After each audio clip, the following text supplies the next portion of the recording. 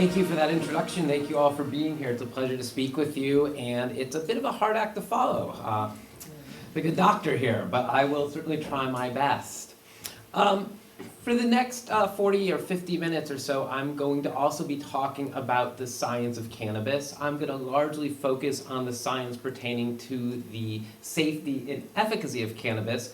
And as you see from the topic of this lecture, I'm going to do it through the lens of responding to some of the most common criticisms we hear from our opponents with regard to these issues regarding cannabis's potential safety and efficacy. So, NORML is the National Organization for the Reform of Marijuana Laws. It is a nonprofit advocacy organization that engages in public outreach, legal outreach. Omar Figueroa from our National Legal Committee is here. And we do lobbying on the state and federal level to change marijuana laws to the point where the responsible adult possession and use of cannabis is no longer considered to be a criminal or civil violation. I'm the Deputy Director of NORML. I largely focus on the science-based issues regarding cannabis. My research and writing has appeared in over 750 journals, including many scholarly journals, textbooks, and anthologies. As was previously mentioned, I'm the author of several books, including Marijuana is Safer, So Why Are We Driving People to Drink?, which has been licensed and translated internationally. And my latest book is The Citizen's Guide to State-by-State Marijuana Laws. I was the principal investigator in U.S. v. Schweiter. I mentioned this case because it was a significant case. It was the first time since 1973 a federal judge heard evidence and took testimony with regard to challenging cannabis's Schedule I criminal status under federal law. The reason marijuana is illegal everywhere in this country today is not because of the 1937 Marijuana Tax Act. It is because cannabis and all of its active constituents are classified as Schedule I drugs under the U.S. Controlled Substances Act of 1970. We filed a motion in court arguing that the evidence available today was inconsistent with cannabis's classification as a Schedule I drug. A federal judge did agree to hear that evidence. She awarded us 3 days to provide, essentially provide testimony. We actually, ultimately she gave us 5. And as I said, this was the first time since 1973 a federal judge agreed to hear that kind of testimony, but ultimately she did not rule in our favor. In a more favorable opinion, I was an expert witness in the Crown v. Allard. This was a Canadian constitutional challenge.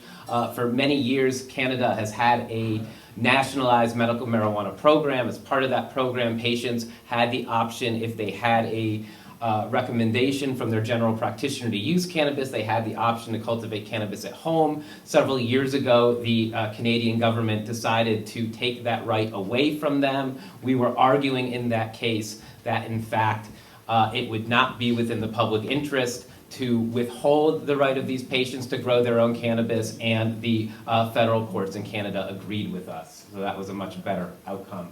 I'm on the faculty of Oaksterdam University, where I lecture on the science and efficacy of cannabis. I also provide online content to the answerpage.com.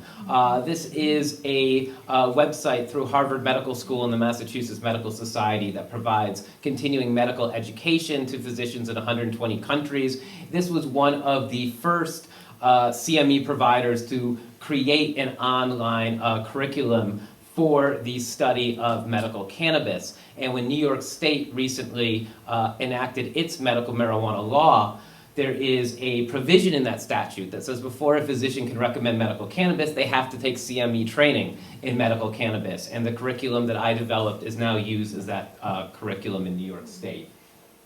And you're free to contact me. I have cards after I conclude that I can give you, but my contact information is there. So I compiled about the 10 most common critiques that people like me hear with regard to medical cannabis. And I should preface this by saying I've been doing this work now for a little over 20 years. And these are the arguments that before they even come up, I know they're going to come up, because these are the standard narratives that we hear we are debating this issue among the small percentage of Americans that are left now that actually still continue to oppose the physician-supervised use of cannabis. When we look at the polls nationally, we say between about 80 and 85% of the country supports the medical use of marijuana. So we're talking about a sort of a minority opinion here, and these are their concerns. They'll say that medical cannabis is too dangerous to recommend as a medicine. They'll say it poses too many unwanted side effects. They'll say scientists haven't adequately studied cannabis, and I'm going to talk a lot about that because that's my pet peeve, one on this list.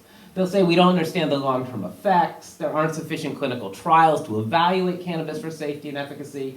They say that no major medical health organization or physician organization supports use of medical cannabis. They'll say no medicine is smoked. They'll say we already have Marinol, so why do we need herbal cannabis? They'll say physicians don't prescribe cannabis, so therefore there must be something really swarmy about all this.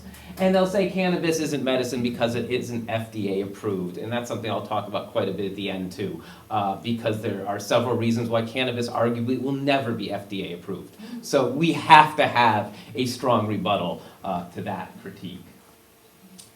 Now, I do want to spend quite a bit of time on this issue of safety, countering this claim that marijuana is simply too dangerous to recommend as a therapeutic substance.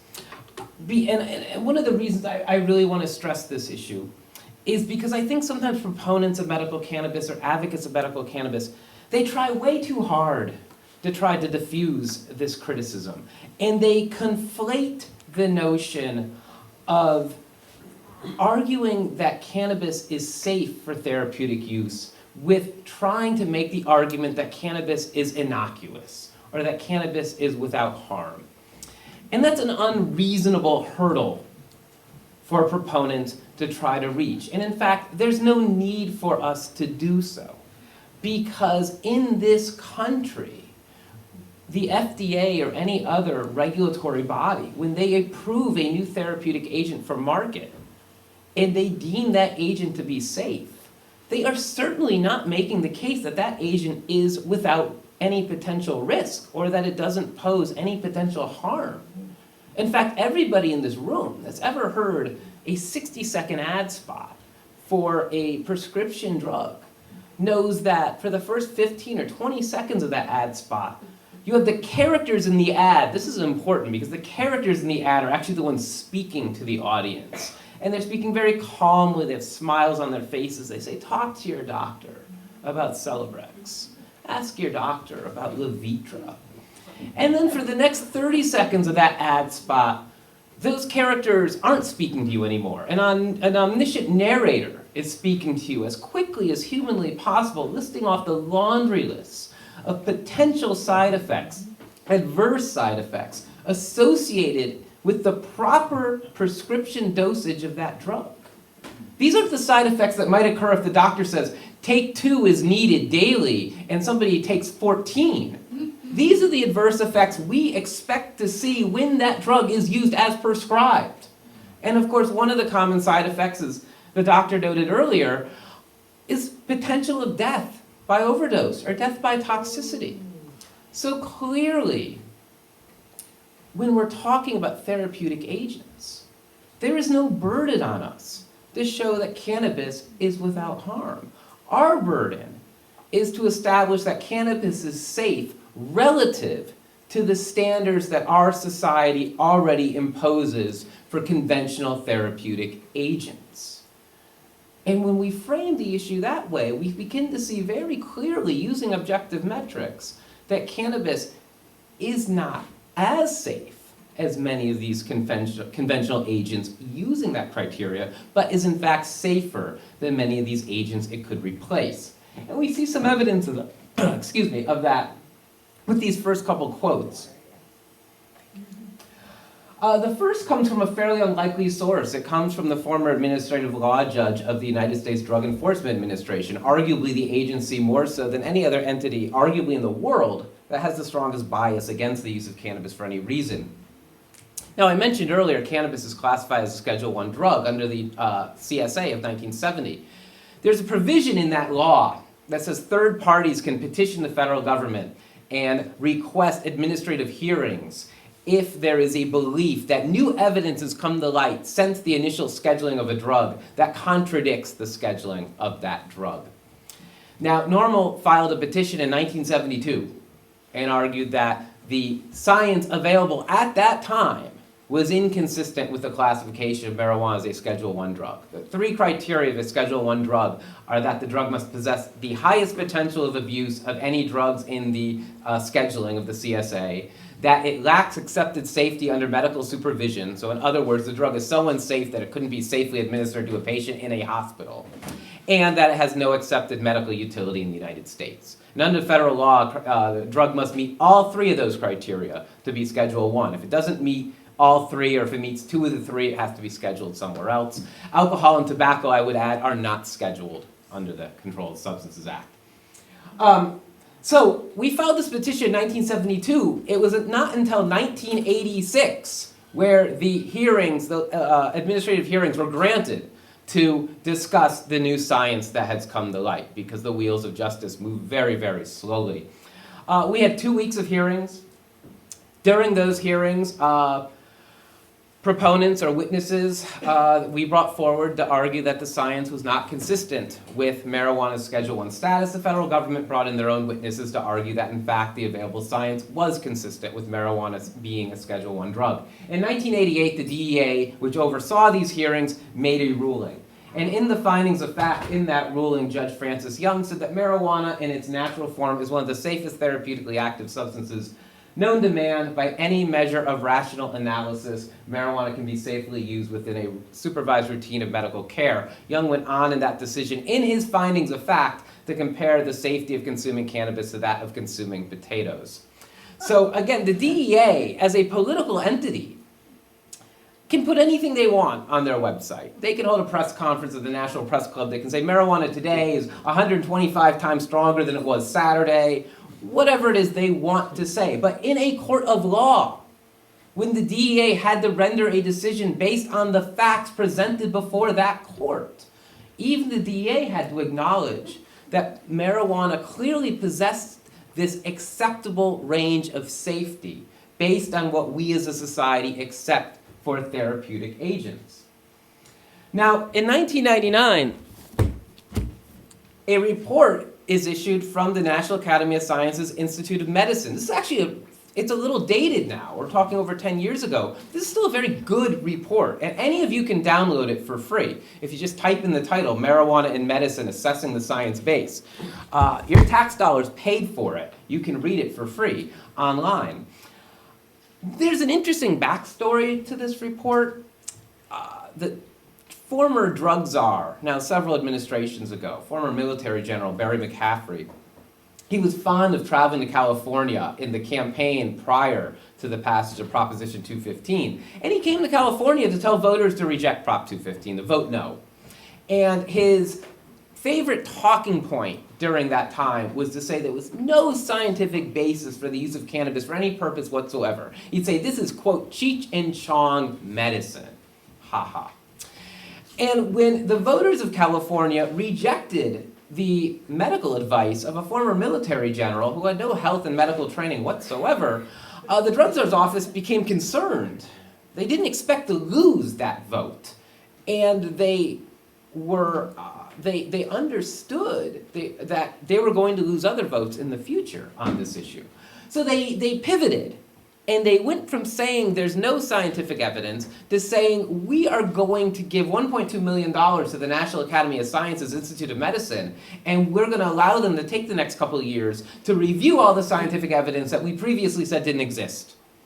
And in 1999, they came out with their report. And in that report, they said, except for the harms associated with smoking, the adverse effects of marijuana use are within the range of effects tolerated for other medications.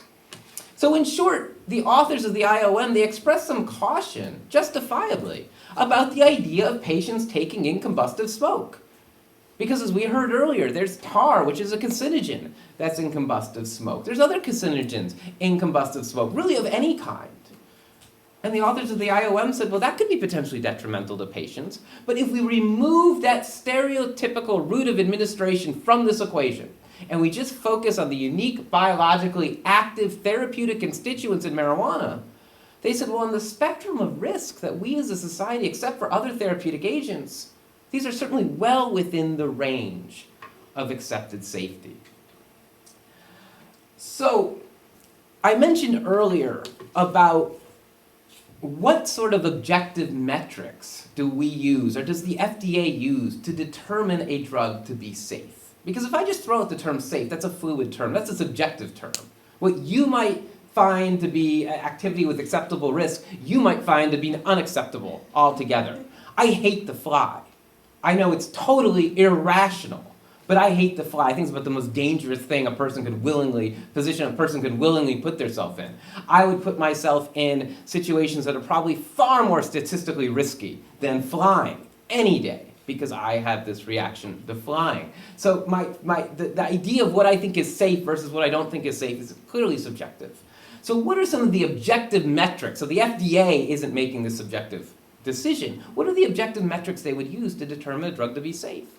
Well, they've got three that are really key. So if you're Eli Lilly or Merck, you're bringing a new drug to market, you're doing your research and development, you know you're going to have to go before FDA review. There's going to be really three questions regarding safety the FDA is going to want to know about your drug. They're going to want to know what's the dependence liability of your drug. They're going to want to know what the LD50 of your drug is, and they're going to want to know about the toxicity and safety profile and potential adverse effects of your drug. And you're going to have to provide answers to them. So when we're talking about cannabis within the therapeutic context, when people bring up questions of safety, those should really be the only questions we have to answer. And I know opponents want us to answer a whole lot of other questions. I do these sort of debate formats in hostile audiences all the time. They want to know about what about the potential adverse effects that marijuana might have on women who are using it that are pregnant. Could it have adverse effects on fetal outcomes? They'll say, what about the idea that these adolescents, these toddlers with seizures might be using cannabis? What about the effects on pediatric patients? These are good questions. But if you were Merck or Eli Lilly going before the FDA, you wouldn't have to answer any of these questions, because they're not the sort of questions the FDA asks. Nobody is doing clinical trials on investigational new drugs and giving those drugs to toddlers. When that drug comes to market, if it's ever given to toddlers, that's why we have these estimated doses, because nobody ever did that trial.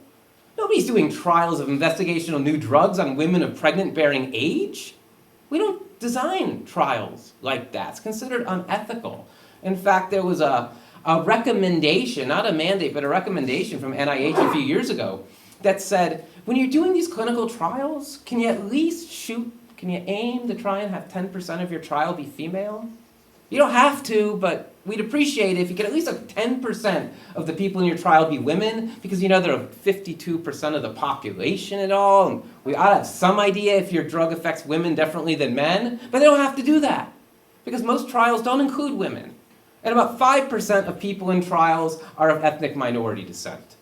So, again, we can talk all day about these scenarios, about is marijuana potentially safe in this one particular high-risk cohort, but we don't have to.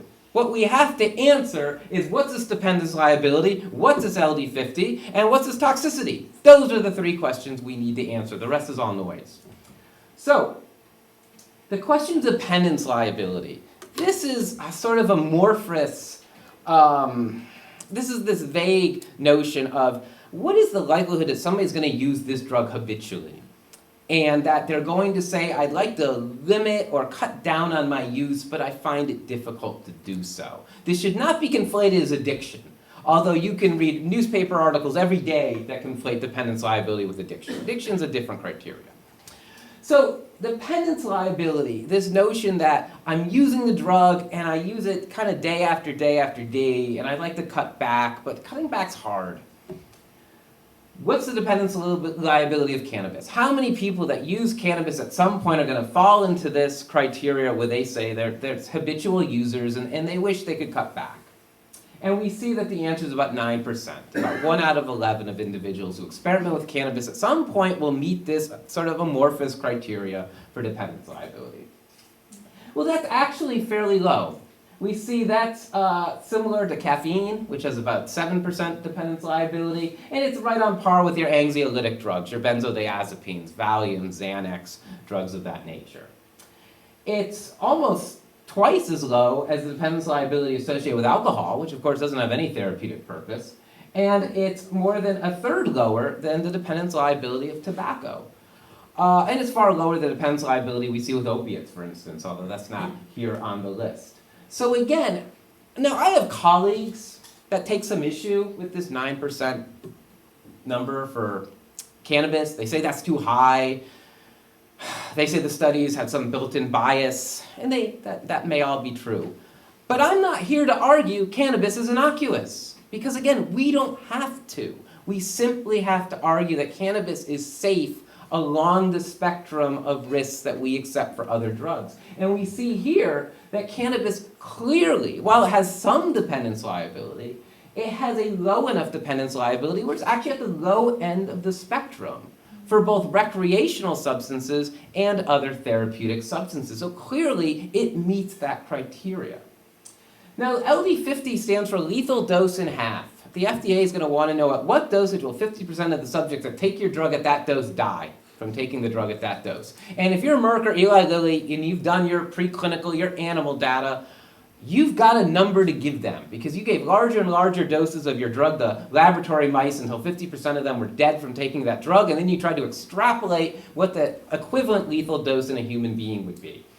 And based on that study, you come up with a safety ratio.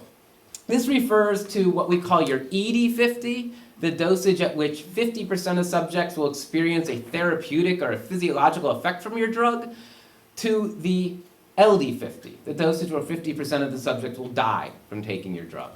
And you hope, if you're Eli Lilly or Merck and you want your drug to be approved, and you want lots of people to use your drug, that there's a wide range between the effective dose in half and the potentially lethal dose in half. But as you can see, as you go down this chart here, that many drugs, both therapeutic drugs and recreational substances, have very narrow ranges between their ED50 and their LD50. I'm sorry, because of their effective dose and their lethal dose.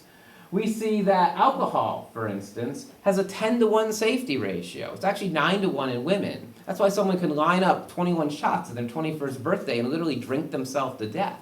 Because ethanol, the psychoactive component in alcohol, has a fairly low LD50, which means it has a very narrow range as one begins to increase the dose. We see codeine has 20-to-1, and again, that shouldn't surprise people. They're becoming more and more aware now of the risks associated with opioids, including unintentional overdose death.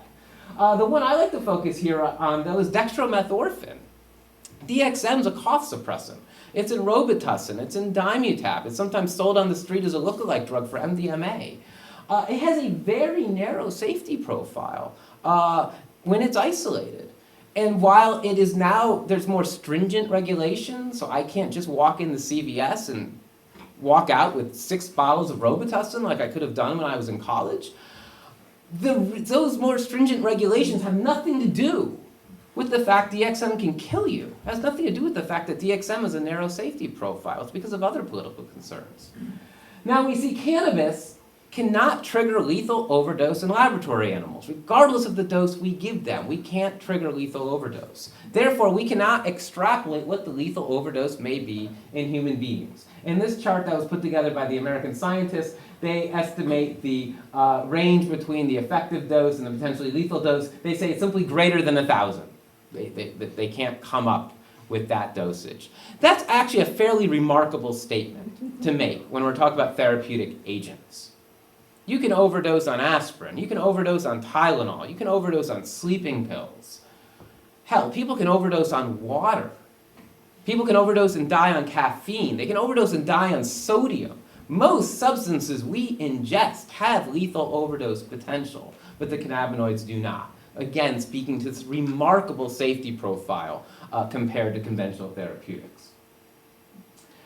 Now, the final question here is, what about its toxicity and adverse side effect profile? And again, Cannabis possesses some potential side effects, some potential adverse side effects. But again, that's not unique. Conventional drugs, by nature, possess adverse side effects. MSNBC reported on a study that was done in the UK in 2011, where they went through a number of conventional drugs, both over-the-counter and prescription drugs, and they simply they analyzed the number of adverse side effects associated with the proper use of that drug. And they said the average drug label shows 70 adverse side effects, but it wasn't unusual to see commonly prescribed drugs have over 100 adverse side effects, and some drugs had as many as 520 adverse side effects listed just on the drug label. These were the adverse side effects that we were aware about, and were the manufacturers telling the patient that these are potential risks of using their drug. And when we look at common families of drugs, and again, this isn't a shock to any of you, we know the opioids can be associated with overdose death. We see acetaminophen, it can be toxic to the liver and result in overdose death. Your NSAIDs, your non-steroidal anti-inflammatory drugs, ibuprofen, Motrin, associated with damage to the kidneys, ulcers, erectile dysfunction, heart attack, stroke, and death. It's really interesting to me. We're having this national discussion, this national conversation, because about 16,000 people now die every year from the use of opioids. But over 16,000 people every year in this country die from the use of NSAIDs. And that's just the cohort using NSAIDs that have gastrointestinal problems. We have over 100,000 hospitalizations every year in this country due to the use of NSAIDs. And that's not a narrative we're having in this conversation. The benzos can impair motor coordination. Your SSRIs, your serotonin reuptake inhibitor drugs like Paxil, Prozac, also associated with damage to the liver, seizure, tremors. So these are what we call significant adverse side effects. These are side effects that are so significant, people that when they're using these drugs in clinical trials, they drop out of the trial because of these side effects. I'm going to get to cannabis and its side effect profile shortly.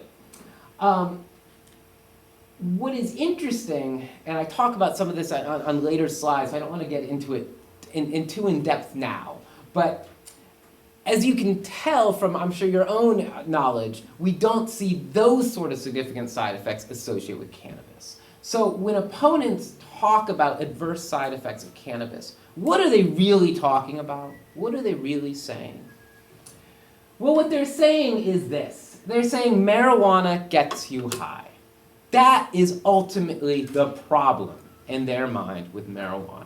That's why there's such a push right now from many aspects, many political forces, many bureaucratic forces that were potentially, or previously, I should say, against the use of cannabis for any purpose whatsoever. Now they're embracing cannabidiol. All the arguments they used about cannabis have fallen by the wayside. They said, well, marijuana is not FDA approved, there's not enough clinical studies. None of that matters when we talk about cannabidiol. They love cannabidiol. Doesn't matter, cannabidiol is not FDA approved. Doesn't matter, there's no clinical studies for cannabidiol. It doesn't get you high. That's all they needed to hear. Because this is really all about the fact that cannabis can alter mood. And I think this is really interesting, because we have this very schizophrenic attitude. Because if we were to start eliminating conventional medications from the pharmacopoeia because they altered mood, well, we'd have a whole lot fewer conventional medications. Because most conventional medications alter mood. The opiates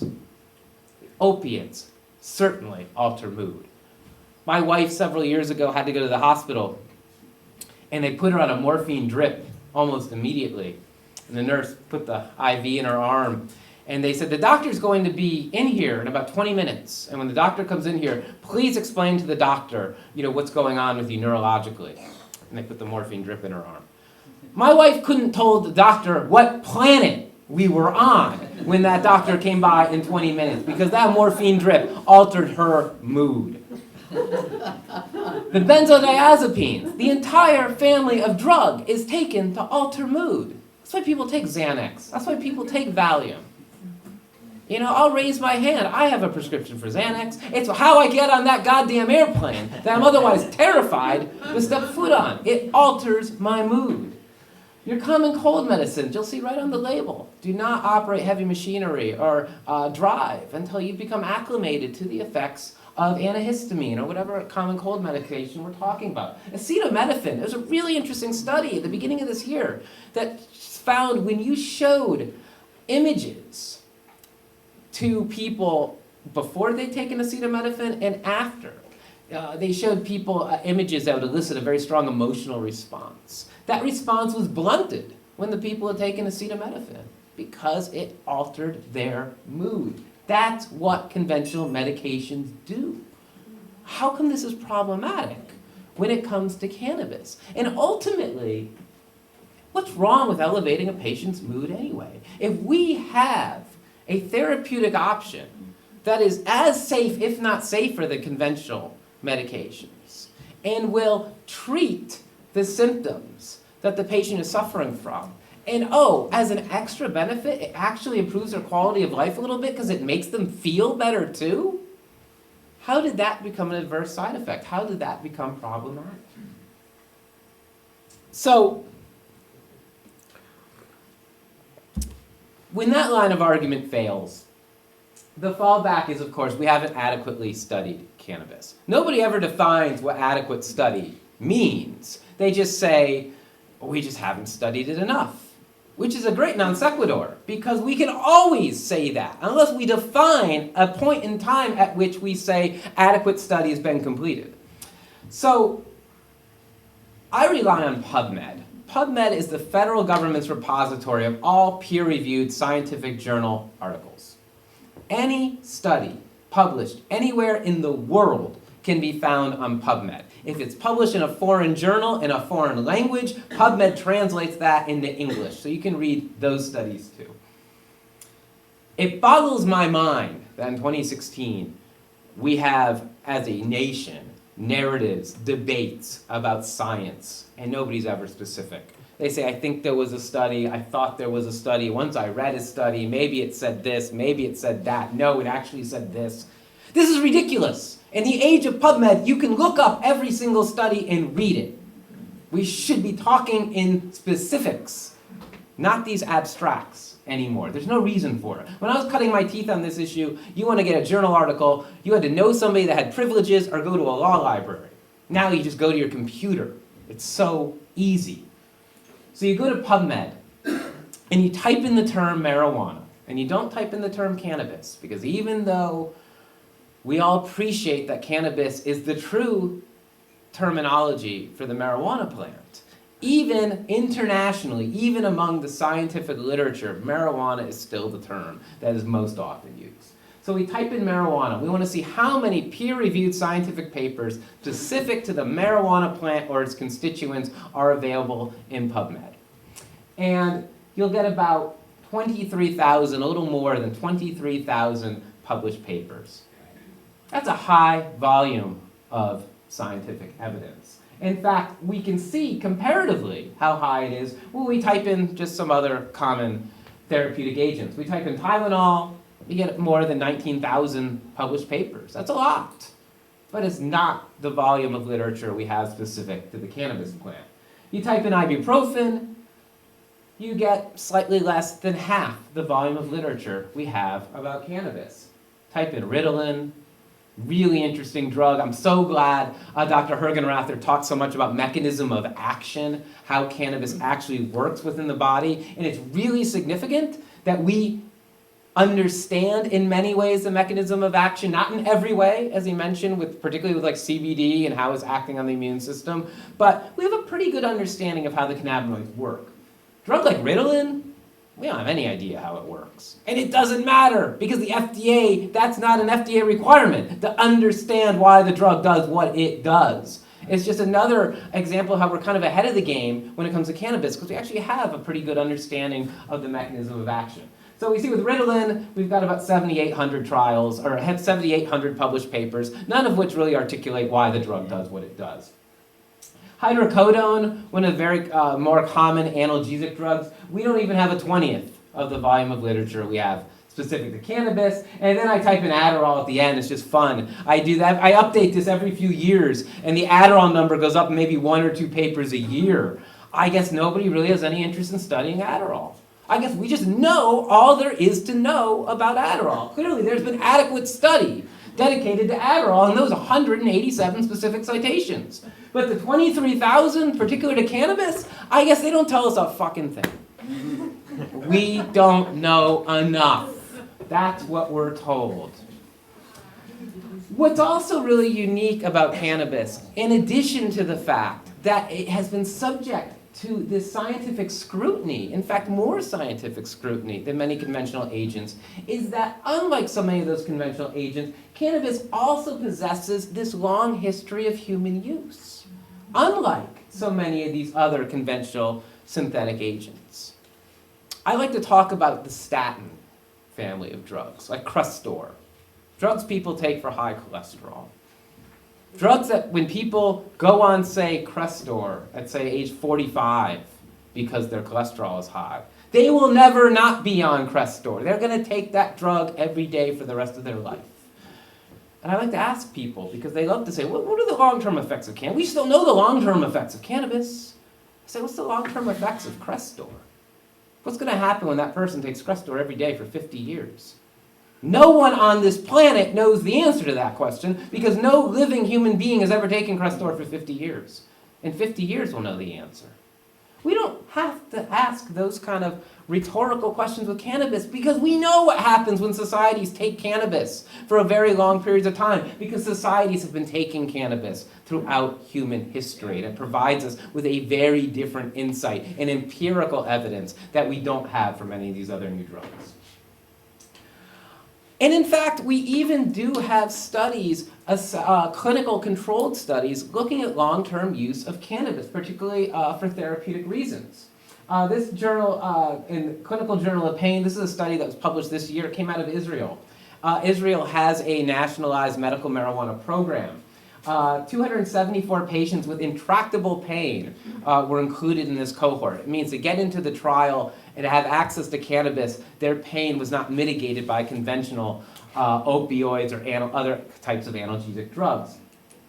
They used cannabis daily at fairly low doses for at least 7 months.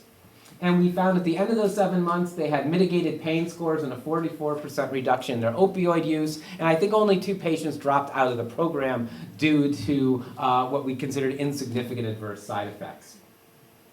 Canada also, as I mentioned earlier, has a nationalized medical marijuana program.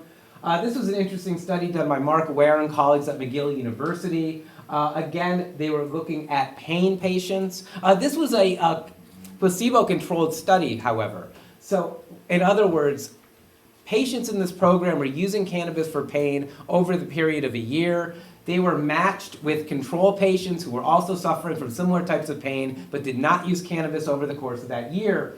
And what researchers wanted to see was whether there were any adverse health effects in that cohort that was using marijuana daily compared to the cohort that was matched but wasn't using cannabis. And what they found was that the daily cannabis consumers possessed no greater risk of non-users who experienced serious adverse events.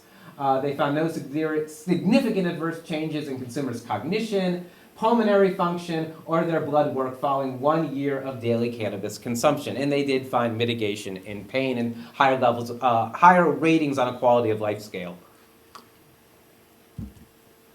The Journal of Cannabis Therapeutics in 2002 did a review of the handful of surviving investigational new drug patients.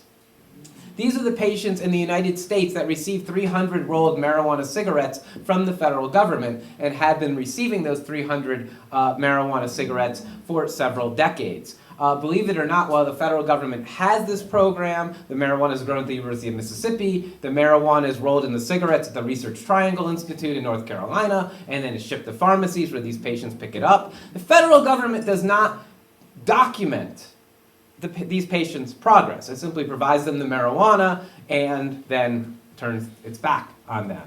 So individual private researchers said, let's take this cohort of patients that arguably has probably smoked more marijuana in the United States than any other living beings here. And let's do a full workup on them. Let's do blood work. Let's check their endocrinology. Let's do cognition tests. Let's see if there's adverse effects we can find in this particular cohort.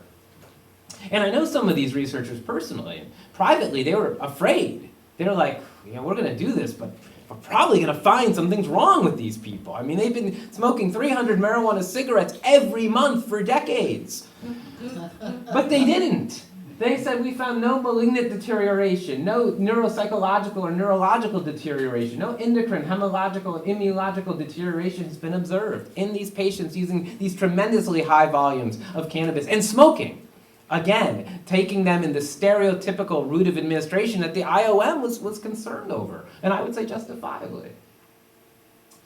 This is really an important study. This came out in the Journal of the Canadian Medical Association in 2008. This is a meta-analysis. This is a review of previously published literature. What these researchers did was they looked at controlled trials of cannabinoid drugs. And they had almost a 40-year window where they looked at these trials. And they wanted to see how often people dropped out when they participated in these trials, and they dropped out because they experienced significant adverse side effects from taking cannabinoid drugs. And they couldn't find anybody. In almost 40 years of clinical trial work, they couldn't find anybody who dropped out of these trials for significant adverse side effects. What they did was they did find people who suffered what they considered to be insignificant adverse side effects. So these were people that said they had trouble tolerating the drug, but it wasn't so great that they said, I have to quit this trial. The number one reported adverse side effect in this 4-decade worth of controlled clinical study was dry mouth.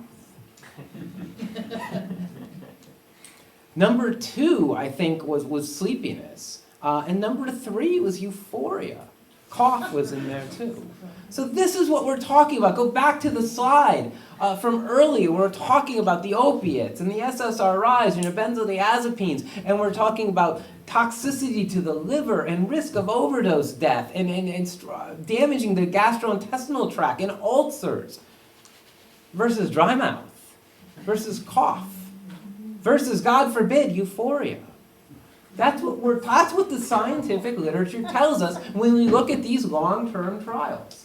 And again, as I mentioned earlier, cannabis it possesses this extensive history of human use, dating back thousands of years, thus providing us as a society with ample empirical evidence of its safety and efficacy. So let's talk a little bit about efficacy.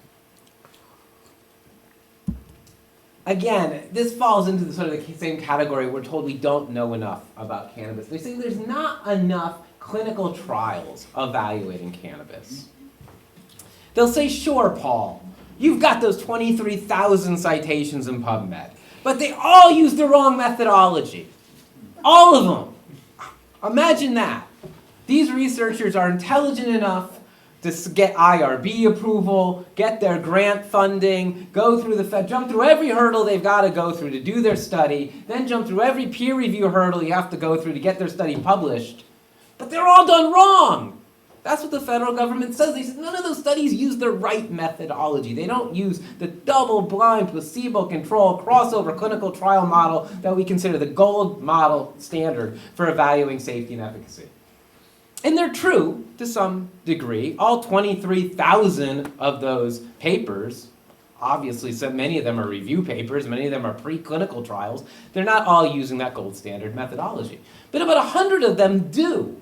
And we have several reviews that document those papers. Ben Amar and colleagues in 2006, they identified 72 studies using that model in the literature. And then Franjo Grotenherm in 2010 said between 2006 and 2010, we identified another 37 studies using that model. And then Igor Grant and his team at UC San Diego, they went to the Center for Medicinal Cannabis Research, which nobody talks about. Do you find this really odd, Jeff, that this never comes up in the discussion? Raise your hand, anyone in this room who knows what the Center for Medicinal Cannabis Research is. So, in 2000, the state of California heard many of these arguments. They said, we don't have enough research, and if we have research, it's not the right kind of research. The state of California said, what would be the right kind of research?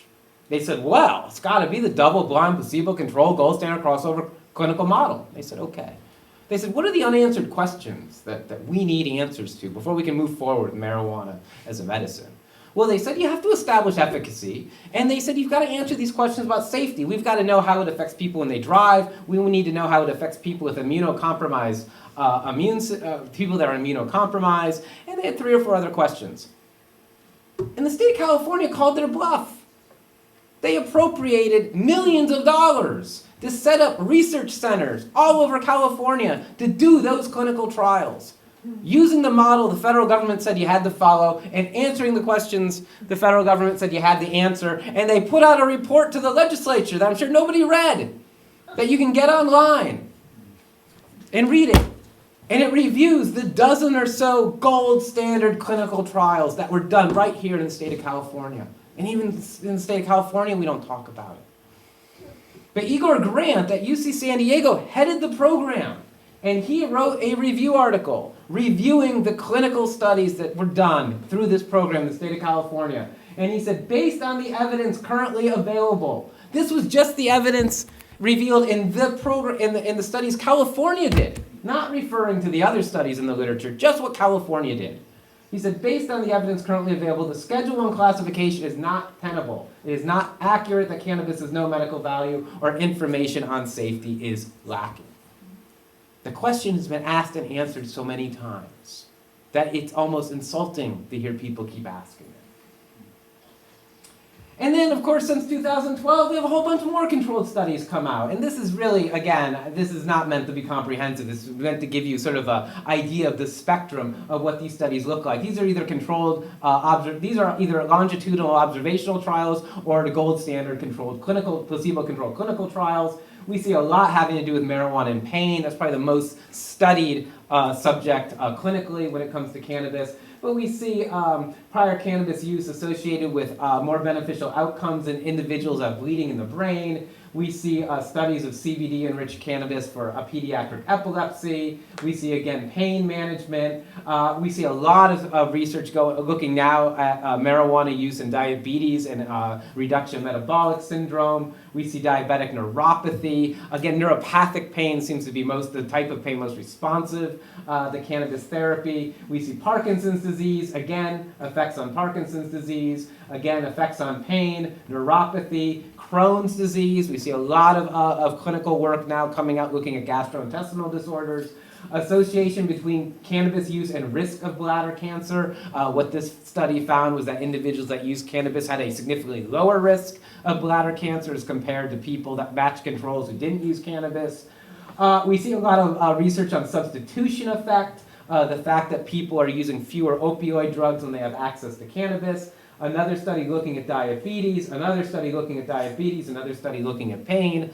And again, this is the tip of the iceberg. I go to PubMed about every week and find 3 or more studies that are worth writing up. And that was one of the points of putting together this publication that I wrote that reviews about 250 of what I find to be some of the more relevant recent clinical and in some cases preclinical trials specific to cannabis. Now, some of you might say, well, Paul, 100 controlled clinical trials out of 23,000 papers, that's a pretty low batting average there. I would agree with you. And some people might think, maybe when a drug like Crestor gets approved by the FDA, I mean, it must go through thousands of trials, right? Before the FDA says it's been subject to adequate study. Some people might think that, but they'd be wrong. So JAMA, the Journal of the American Medical Association, published a really important review a couple of years ago. Researchers wanted to see what was the median number of these gold standard trials a new drug went through before the FDA said, that's enough. You've met the criteria of adequate scientific study of safety and efficacy. So they went through the years 2005 to 2012, and they wanted to see how many new drugs the FDA approved to market during that period of time, and they wanted to see what the average number of clinical trials were that had to take place before the FDA approved that drug for safety and efficacy. And what they found was there were 188 new drugs brought to market between that period of time. And the median number of clinical trials that took place before the FDA said we've seen enough was 2. And in over a third of the new drugs approved by the FDA, the approval was based on a single clinical trial. So when you think about it, 100 controlled trials, and now we're over that number, that's a lot. Comparatively, that's a really large number of clinical trials. And again, these are clinical trials on a drug that people have been using historically for thousands of years. So again, could there be more clinical trials? Of course. And if the drug was legal and not in Schedule I, we'd have a whole lot more clinical trials. It's not as if when the FDA reviews a drug and brings it to market, people stop studying it. That's when we actually really begin to understand how the drug works. And we can still do clinical trials of those drugs. They're called phase 4 clinical trials. So we're told, but Paul, no major health or medical organization supports legalizing marijuana as a medicine, which is a really interesting argument because it seems to be ignoring the fact that there's lots of significant health and medical organizations that in fact are on record in have resolved to support marijuana as a medicine. The American Nurses Association, I lead with them because these are the individuals that really work hands-on, spend the most time with actual patients. And not surprisingly, they were one of the first medical organizations that come out in support of the medical use of marijuana. The Epilepsy Foundation has come out in support in recent years. The American Public Health Association is supportive of medical marijuana. And there's dozens and dozens of other groups, and we have them listed on the NORML website. WebMD did a poll, and they asked their physicians who read the publication if they favored the medical use of marijuana. And about 70% said that they agreed with this statement, that cannabis can help with certain treatments and conditions, and 67% said it should be a legal option. So strangely, there were 2% that said it can help, but it should stay illegal. New England Journal of Medicine, they did a poll with their readership a couple of years back where they had a theoretical situation of a patient suffering from breast cancer, and they asked whether these physicians would or would not support the medical use of marijuana in this situation for this particular patient, and about 3/4 said that they would favor the use of marijuana for that patient. So we clearly see strong support from the health and medical community. So where are our opponents getting this statement from? Well, they're getting it from the fact that the American Medical Association, one medical association, fence sits on this issue. They say we support more research, we don't want marijuana to be Schedule I, but they won't come out and say we think that medical marijuana ought to be a legal option today.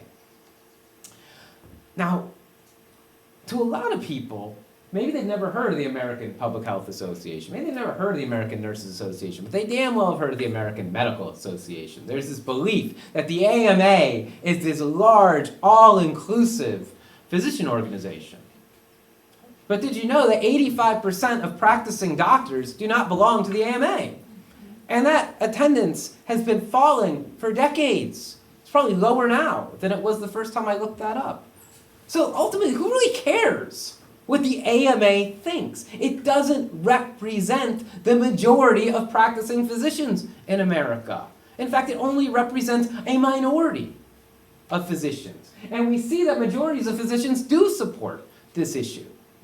So again, this is a red herring. The AMA is not a significant, influential organization when it comes to this issue. Why are we taking them seriously? We hear no medicine is smoked. This, to me, is largely a semantical argument. I mean, clearly our opponents are trying to hone in on the idea that there is a stigma that exists today with regard to smoking. Virtually smoking anything, but certainly tobacco, cigarettes. So this notion is they're trying to piggyback on that sort of anti-tobacco sentiment by saying, no medicine is smoked. Good God, what are we, in the Dark Ages? But if we replace the word smoke with inhalation, well, that opens up a whole another dialogue, because you know what? Lots of conventional drugs are inhaled. My son suffers from asthma. He has an asthma attack. He reaches for his goddamn inhaler, and he inhales his medicine. He does that, he uses that route of administration for the very same reason many patients use inhalation as the preferred route of administration for cannabis because it rapidly gets the drug into the bloodstream, which then triggers a rapid onset of drug effect. And it also allows the patient to individually titrate or regulate their dose. And because we realize that cannabis is relatively safe, we know the patient isn't going to overdose on this drug, it doesn't have an LD50 rating, we entrust the judgment of the patient to do that. And we do that with a lot of other drugs as well. Again, when my son's having an asthma attack, he doesn't go to the doctor's office to have the drug administered. We entrust him to be 8 years old. We entrust him to know how to dose himself with the drug when that's necessary. And then I want to talk a little bit about vaporization because it was asked earlier. So smoking versus vaporization, they're both use inhalation. They both create rapid onset of drug effect. But of course, smoking is the intake of combustive smoke. Vaporization is not. Vaporization is a mechanism whereby marijuana or cannabis is heated to the point where the cannabinoids are activated, but not to the point of combustion. So the individual is taking in the cannabinoids as part of a vapor. They're leaving the surrounding plant material. It's not burnt. It doesn't reach the point of combustion. I personally believe it to be not only a safer method of administering cannabis, but a more efficient method of administering cannabis, because I do believe that we see less bioavailability associated with vaporization than we see with certainly oral administration and even smoking. In other words, the notion that we have a higher concentration of cannabinoids in the blood of a subject after vaporization than we see with other alternative methods of ingestion. And because of that, I think it makes sense for vaporization, certainly in instances where people are seeking rapid onset of drug effect. Certainly, as was stated earlier, if people are looking for longer duration or prolonged duration of drug effect, then oral administration poses advantages. And then we're told Marinol is already available. Marinol is synthetic THC. Sometimes it's known as dronabinol. It's FDA approved. The FDA approved oral synthetic THC in 1985, so quite a while ago. Based on, not surprisingly, 2 clinical trials, because that's about all it takes. It was initially classified as a Schedule II controlled substance, like with your opiates. It was down-regulated or down-scheduled in 1999 to a Schedule III drug because the DEA and U.S. Department of Health and Human Services acknowledged that it didn't belong in Schedule II. It didn't meet the criteria of a Schedule II drug. It was far safer than Schedule II drugs. And they also said that we don't see any diversion. No one's on the black market. No one's on the street corner selling Marinol. So why are we keeping it in this restricted Schedule II? They moved it to Schedule III. Marinol is not very popular, though. Even though it's FDA approved for the treatment of cancer chemotherapy-induced nausea and cachexia and wasting syndrome, it's not very popular. A lot of doctors don't prescribe it. A lot of patients don't request it. And there's a number of reasons for this. The number one being that, as explained earlier, the cannabis plant is a botanical agent. It possesses multiple unique cannabinoids, as well as the terpenes, as well as the flavonoids. As was talked about earlier, there's this talk of an ensemble effect. The notion that these individual components work greater, they're more efficacious when used in combination with one another than when they're administered in isolation. Marinol is a single cannabinoid, a synthetic version of a single cannabinoid. It's THC and sesame seed oil. That's all one is getting, is only the THC. It's taken orally. So we have this increased bioavailability, we have delayed onset of drug effect. We also have a conversion process takes place. When THC is taken orally, we see that much of the THC is converted to a metabolite known as 11-hydroxy-THC. A metabolite is a byproduct. It's something that the drug is turned into. 11-hydroxy-THC is psychoactive. In fact, it's believed to be equipotent or potentially even more potent than THC. So what happens when people take Marinol is they wait for the to feel any effect of the drug. First, the drug goes to the stomach, then it's metabolized by the liver. The liver metabolizes the THC to 11-hydroxy-THC, and then that goes to the bloodstream, crosses the blood-brain barrier, the patient begins to feel an effect. But they're largely feeling the effect of THC and 11-hydroxy-THC in combination. And many patients say that makes them feel dysphoric, because 11-hydroxy-THC manifests itself a little bit like THC, but it's not exactly like THC.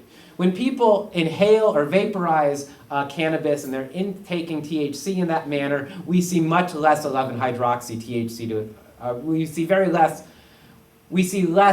THC to 11-hydroxy-THC conversion. And that's never going to go away. So Marinol is always going to have this risk of dysphoria. It's always going to be very hard to self-regulate. We're always going to have delayed onset. It's an expensive drug, and when patients are given the choice, when they live in a jurisdiction where they have access to synthetic THC versus herbal cannabis, the majority tend to decide on herbal cannabis. And these are in jurisdictions, again, where there would be no legal repercussion for them to use herbal cannabis versus Marinol. They have a fairly equal playing field, and they choose herbal cannabis. We're told physicians don't prescribe marijuana. I'm not sure why this is such a big deal in some people's minds, but it is true. Physicians don't prescribe marijuana. They're unable to legally prescribe marijuana. As I mentioned earlier, cannabis is a Schedule I controlled substance. A physician cannot prescribe any Schedule I controlled substance. So until marijuana at the federal level is rescheduled, there will be no prescriptions. What physicians do is they recommend. They either orally or they write a statement that attests to the fact that they believe this patient would benefit from the use of medical cannabis. And the federal courts have said that's just fine. That's legal behavior. Physicians have a First Amendment right to make that recommendation. Now, physicians issue recommendations for all kinds of therapies to all kinds of patients all the time. And I don't think we as a society tend to look sideways upon that. The same way some people tend to look sideways upon this notion of they're recommending cannabis, they're not prescribing it, something fishy is here. But again, physicians might recommend acupuncture. Jeffrey talked about earlier some of the wonders that acupuncture can do. Yoga, meditation, herbal supplements. I'm a big herbal supplement taker. I take my fish oil. I was taking krill oil before anybody was even talking about it. Physicians often recommend those sort of treatments. Chiropractic treatment, multi-day vitamins, light therapy, antioxidants are very popular now. These are not prescribed substances. These are activities that physicians often believe, if they have some specialty or training in these areas, that might be beneficial to patients. Some patients heed that advice. So cannabis is just another one of these potentially recommended options. And then finally, we end with this. This notion that cannabis isn't FDA approved. And this is the big hurdle. This was the hurdle in our federal court challenge when we are arguing that cannabis, it would be irrational to keep cannabis as a Schedule I drug. And we said, it certainly seems irrational on the face of it to say cannabis possesses no accepted medical utility in the United States, when in fact 23 states and Washington, D.C. by statute acknowledge the therapeutic utility of cannabis. And the federal government said that doesn't matter. The FDA hasn't acknowledged the medical utility of cannabis, therefore it has no accepted use. That was their argument. The judge clearly found that argument to be persuasive. And there was no getting around that. The FDA has not approved cannabis as a medicine. That's true. The FDA, though, and this is my defense of the FDA. I'm not a big FDA basher here. I think they're in a very difficult position. The FDA was not created to make these sort of recommendations with botanical products. Name me a botanical product that's FDA approved. Echinacea, golden seal, valerian wort, fish oil. Oh wait, none of those are FDA approved. That's right. They have an asterisk right on the bottle that says these claims have not been validated by the FDA. Because the FDA doesn't regulate botanical products. That's not what they do. The FDA was created to review the research and development of patented, synthetic, conventional new drug products. And when Merck or Eli Lilly or somebody does their R&D on a new drug, they bring their research and development to the FDA, and the FDA reviews it for safety and efficacy, like I talked about earlier. There is no private entity that could ever trigger an FDA review in this country, because the only entity that has a legal federal license to produce cannabis in this country is the University of Mississippi at Oxford. And they are not paying for clinical trials, those phase 3 trials we talked about, to trigger an FDA review. And they're never going to. And nobody else is ever going to do that either. I asked Igor Grant at a press conference when they released this data. I said, indulge me, Dr. Grant. I said, just for shits and giggles. I said, you have done the phase 3 trials that the FDA demands, and you've established safety and efficacy. You said so in your own papers. I said, we are always going to hear that marijuana is not FDA approved because nobody's going to bring this sort of data to the FDA and ask them to review it. I said, I know you're not a private entity. I know you're not a pharmaceutical company, but why not bring this to the FDA and ask them to review it? And he said, Paul, that's a really interesting question. It never occurred to us. Yeah, it never occurred to them. And I guess they didn't do it because the FDA has never issued such a review. They're not going to. It's not what they do. It's not within their purview to do so. But ultimately, it doesn't really matter because, as I mentioned, the standards for an FDA review, dependence liability, risk of overdose death, toxicity and safety profile, we have all that evidence already. We can already judge cannabis by the same metrics the FDA would. And honestly, we have a much bigger clinical cohort of people who have used cannabis that would ever be in any cohorts reviewed by the FDA. At another point in my life, I was involved in designing FDA trials. I know who you want in your trials and who you don't want in your trials. I know how you limit, how you keep the people you don't want in your trials out. Like women of pregnant-bearing age, people with other family histories of other chronic diseases, African Americans. You just keep them out. So you have this homogenous group of white, healthy males in your trials. And you get a few hundred of them. And that's what you bring to the FDA. And that's why when the FDA says, well, within this limited cohort of people that were using the drug for, say, 12 weeks, but remember, it was a placebo-controlled crossover trial. So that means everyone in the trial only actually used the drug for 6 weeks if it was a 12-week trial. They say, well, under those conditions, it seemed to be safe and effective. And then it goes into the general marketplace like Vioxx, and it gets recalled. Because they say, oh my God, we had no idea that if a person used the drug every day for 4 years, that it would have this toxic effect on the liver. Because nobody in the FDA, no one in the trials ever used the drug for 4 years. They used it for 4 months. They say we had no idea thalidomide caused birth defects because pregnant women weren't using thalidomide in those trials. They were purposely kept out of the trials for risk that we might find an adverse effect, and that would keep the drug from being approved. That's the point. That's why you designed the trial like that. You try to increase as best you can your rate of getting approved. So, this notion that cannabis hasn't been approved by the FDA, ultimately say, so what? Because cannabis has met the FDA approval standards, and it's met standards higher than those that the FDA would demand because it has this unique safety profile, because it's been used historically for thousands of years, because it's been used by people of all ages and all ethnicities and both genders. It has met the standards of the FDA. It has surpassed the standards of the FDA. So, in conclusion, where are we now? Well, we have 23 states and Washington, D.C. that permit physicians to recommend marijuana therapy. Pennsylvania is most likely going to join them within the next couple of weeks. And then hopefully by November, Missouri and Florida will as well. So in some of these state-sanctioned programs have now been in place for nearly 2 decades.